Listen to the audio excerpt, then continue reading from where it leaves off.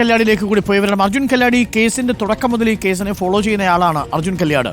അന്വേഷണം ആദ്യഘട്ടങ്ങളിൽ local police തുടങ്ങി, പിന്നീട് സ്പെഷ്യൽ ടീം എത്തുന്നു. ആ സ്പെഷ്യൽ ടീമിന്റെ അന്വേഷണത്തിൽ ഇപ്പോൾ എല്ലാ മൊഴികളും രേഖപ്പെടുത്തിയിട്ടുണ്ട്.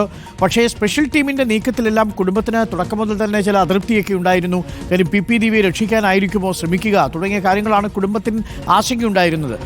പഴുതടച്ചുള്ളൊരു അന്വേഷണമാണോ SIT ഈ വിഷയത്തിൽ നടത്തിയിരിക്കുന്നത്? അർജുൻ കല്യാട്, ഈ അന്വേഷണത്തെക്കുറിച്ച് അർജുൻ കല്യാടിന് എന്താണ് തോന്നുന്നത്? കാരണം ഇന്നിപ്പോൾ ഹൈക്കോടതിയുടെ പക്കലുള്ള ഈ അന്വേഷണത്തിൻ്റെ കേസ് ഡയറി വളരെ നിർണായകമാണ്. ഇനി ഈ അഥവാ മരണം നടക്കുന്ന സമയത്ത് ക്വാർട്ടേഴ്സിൽ ആദ്യം എത്തിയത് ആര്, ഇൻക്വസ്റ്റ് നടപടി എന്തുകൊണ്ട് ചട്ടപ്രകാരം നടന്നില്ല, ഇങ്ങനെ ഒരുപാട് ചോദ്യങ്ങൾ ബാക്കി നിൽക്കുന്നു. അതിനെല്ലാമുള്ള ഉത്തരം SITയുടെ കേസ് ഡയറിയിൽ ഉണ്ടാകുമോ അർജുൻ കല്യാട്? അരുണെ, അതുതന്നെയാണ് ഏറ്റവും പ്രധാനമായിട്ടുള്ള കാര്യം. ഇപ്പോൾ നവീൻ ബാബുവിൻ്റെ കുടുംബം ഇതിൻ്റെ ഈ CBI അന്വേഷണം ആവശ്യപ്പെടുന്ന ആ ഘട്ടത്തിൽ മാത്രമല്ല, ഈ കേസിൻ്റെ, അതായത് നവീൻ ബാബു മരിച്ച് അതിൻ്റെ തൊട്ടടുത്ത നിമിഷം മുതൽ തന്നെ ഈ പോലീസിൻ്റെ അന്വേഷണവുമായി ബന്ധപ്പെട്ടുകൊണ്ടുള്ള കാര്യങ്ങളിൽ ഒരുപാട് സംശയങ്ങൾ പ്രകടിപ്പിച്ചിരുന്നു. അതിലേറ്റവും പ്രധാനമായിട്ടുള്ളത് ഇൻക്വസ്റ്റ് നടപടികൾ പൂർത്തിയാകുന്ന ഘട്ടത്തിൽ ഒരു കുടുംബാംഗത്തിൻ്റെയോ അല്ലെങ്കിൽ ബന്ധുവിൻ്റെയോ അല്ലെങ്കിൽ ഏറ്റവും അടുത്ത് കുടുംബം ചുമതലപ്പെടുത്തുന്ന ആരുടെയെങ്കിലുമോ സാന്നിധ്യം ഉണ്ടാവേണ്ടതായിരുന്നു എന്നുള്ള ആരോപണം തൊട്ട് ഏറ്റവും അവസാനം ഈ തെളിവുകൾ നശിപ്പിക്കുന്ന ഉൾപ്പെടെയുള്ള കാര്യങ്ങളിൽ, അന്വേഷണം അട്ടിമറിക്കുന്ന സംശയം ഉൾപ്പെടെയുള്ള കാര്യങ്ങളിൽ ഈ കുടുംബം വലിയ രീതിയിൽ പോലീസിനെ ഒരു സംശയ നിഴലിൽ നിർത്തുകയാണ്. ഇതിൽ PP ദിവ്യക്കെതിരെ ആത്മഹത്യാ പ്രേരണാ കുറ്റം ചുമത്തി PP ദിവ്യയെ മുൻകൂർ ജാമ്യാപേക്ഷ തള്ളിയതോടുകൂടി അറസ്റ്റ് ചെയ്യപ്പെട്ടു. അതിനുശേഷം PP ദിവ്യ ജാമ്യത്തിൽ പുറത്തിറങ്ങുകയും ചെയ്തു.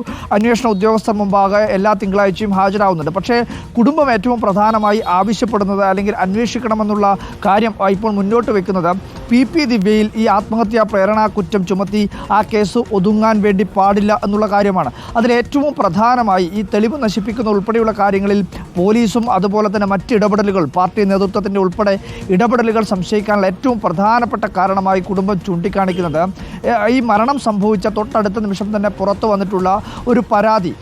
ഈ വിവാദ പെട്രോൾ പമ്പിൻ്റെ ഉടമയായിട്ടുള്ള പ്രശാന്തൻ മുഖ്യമന്ത്രിയുടെ ഓഫീസിൽ നൽകിയിട്ടുള്ള ഒരു പരാതി, പിന്നീട് അതിലെ ഒപ്പുകളും പേരുകളും തമ്മിൽ ഒരുപാട് വൈരുദ്ധ്യങ്ങളുണ്ടായിരുന്നു. ആ കാര്യങ്ങളെല്ലാം ചൂണ്ടിക്കാട്ടിക്കൊണ്ട് ഈ PP ദിവ്യയുടെ മുൻകൂർ ജാമ്യാപേക്ഷ അല്ലെങ്കിൽ ജാമ്യം പരിഗണിക്കുന്ന അവസരത്തിൽ കുടുംബത്തിൻ്റെ അഭിഭാഷകൻ കോടതിയിൽ ചോദ്യം ചെയ്തതാണ്. അപ്പോൾ ആ പരാതി എവിടെ നിന്ന് ഉണ്ടായി, ആ പരാതിയെക്കുറിച്ചുള്ള അന്വേഷണം നടത്തണം. ആ പരാതി വ്യാജമായി കെട്ടിച്ചമച്ചതാണോ എന്നുള്ള കാര്യം, അതിന് പുറമെ തെളിവ് നശിപ്പിക്കാനുള്ള ശ്രമം ഈ വ്യാജ പരാതിയുടെ ഭാഗമായിട്ടുണ്ടോ എന്നുള്ള കാര്യം പരിശോധിക്കണമെന്നുള്ള ആവശ്യം ഒന്നാമതായി കുടുംബം ഉയർത്തുന്നു. രണ്ടാമത്, ഈ വിവാദ പെട്രോൾ പമ്പുമായി ബന്ധപ്പെട്ടുകൊണ്ടുള്ള കാര്യങ്ങൾക്ക് ബിനാമി ഇടപാടുകൾ ഉണ്ട് എന്നുള്ള കാര്യമാണ് കുടുംബം ആരോപിക്കുന്നത്. അപ്പോൾ ബിനാമി ഇടപാടുകളിൽ ഇത്തരത്തിൽ PP ദിവ്യ വൈരാഗ്യ ബുദ്ധിയോടുകൂടി ഇടപെടുന്നതിന് വേണ്ടിയിട്ടുള്ള പ്രധാനപ്പെട്ട കാരണം ബിനാമി ഇടപാടുകളാണ് ഇത്തരം പെട്രോൾ പമ്പുകൾക്ക് പിന്നിലുള്ളത്. അതുകൊണ്ട് ആ കാര്യങ്ങൾ അന്വേഷണ വിധേയമാക്കണമെന്നുള്ള കാര്യമാണ് കുടുംബം ആവശ്യപ്പെടുന്നത്.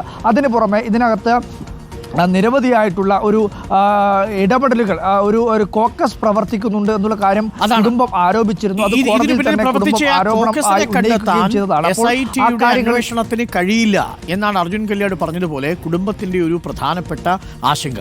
അതുകൊണ്ട് സംസ്ഥാന സർക്കാരുമായി ബന്ധമില്ലാത്ത ഒരു ഏജൻസി ഈ കേസ് അന്വേഷിച്ചാൽ മാത്രമേ ഈ കേസുമായി ബന്ധപ്പെട്ട കോക്കസിന് തുറന്നു കാണിക്കാൻ കഴിയൂ, ബിനാമി ഇടപെടൽ ഉണ്ടോ എന്നുള്ളത് പരിശോധിക്കാൻ കഴിയൂ. ഇത്തരം കാര്യങ്ങളാണ് കുടുംബം പറയുന്നത്. മാത്രവുമല്ല, ഈ വിഷയത്തിൽ SITയുടെ തുടക്കം മുതലുള്ള അന്വേഷണത്തിൽ അതൃപ്തിയും നീരസവും നവീൻ ബാബുവിൻ്റെ കുടുംബത്തിന് ഉണ്ട് താനും.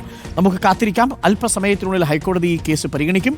കേസ് പരിഗണിക്കുമ്പോൾ സംസ്ഥാന സർക്കാർ CBI വരേണ്ടതില്ല എന്തുകൊണ്ട് എന്ന കാര്യം സമർത്ഥിക്കും. CBI എന്തുകൊണ്ട് വരണം എന്നുള്ള വിവരം നവീൻ ബാബുവിൻ്റെ കുടുംബവും സമർത്ഥിക്കും. CBI നിലപാട് അറിയിക്കുകയും ചെയ്യും.